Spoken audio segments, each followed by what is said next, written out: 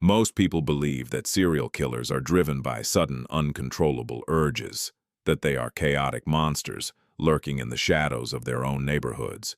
But Israel Keyes was different. He didn't just have urges, he had blueprints.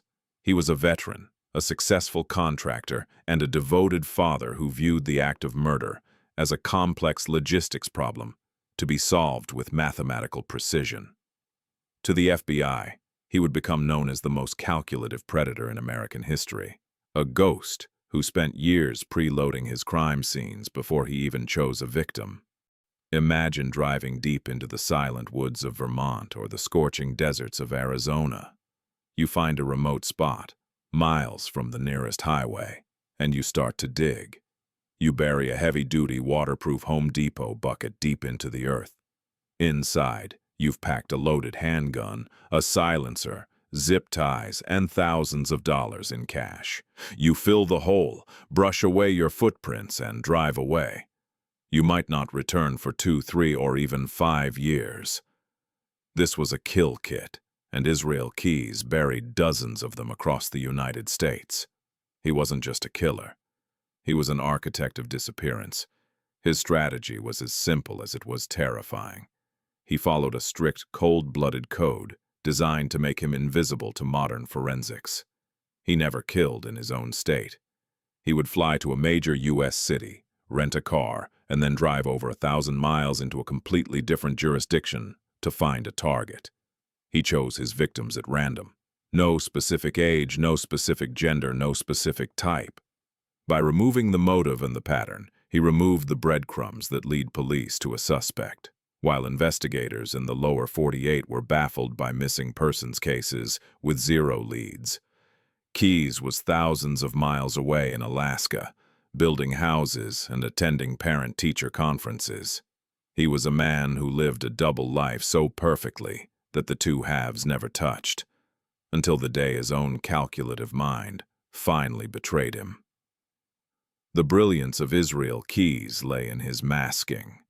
In the small community of Anchorage, Alaska, he was the man you called to fix your porch or help you move. He was a veteran with a sharp mind and an even sharper work ethic. But inside that mind, a different clock was ticking. In February 2012, the calculated architect made a mistake that would end his decade-long run. He got impatient. He stayed too close to home. Under the cover of a freezing Alaskan night, Keyes approached a small coffee hut called Common Grounds. There, he kidnapped 18-year-old Samantha Koenig at gunpoint. For the first time, he hadn't spent years preparing. He hadn't used a distant kill kit. He was operating on impulse. After taking her life, Keyes did something truly macabre, something that highlights his chillingly calculative nature. He went on a 2-week cruise with his family to the Gulf of Mexico, leaving Samantha's body in his shed.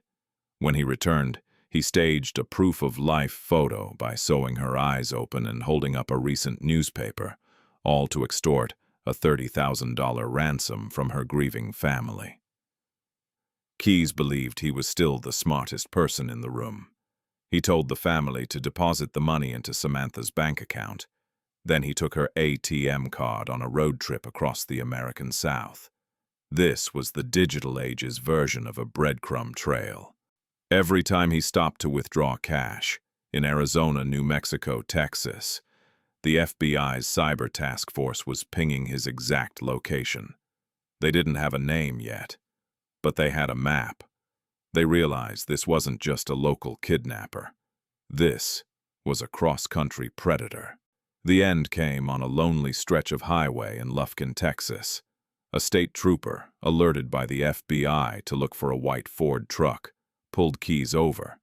Inside the vehicle, the officer found Samantha's ID, her cell phone, and a rolled-up map of the United States. When the FBI finally sat across from him in the interrogation room, they didn't find a trembling criminal. They found a man who looked them in the eye and asked for a cigar and a Snickers bar before he would talk about the others. Over the next few months, Keyes teased the investigators with fragments of his life, admitting to at least 11 murders, while refusing to give up the locations of his remaining kill kits. He sat perfectly still, his body language revealing nothing, calculating exactly how much truth he could trade for better prison conditions. But on December 2nd, 2012, Israel Keyes decided he would no longer be a pawn in the justice system's game. He used a hidden razor blade to end his own life in his cell, leaving behind a blood-stained suicide note and drawings of 12 skulls. He took his secrets to the grave, leaving the FBI to wonder how many more waterproof buckets are still buried in the American soil, waiting for a master who will never return.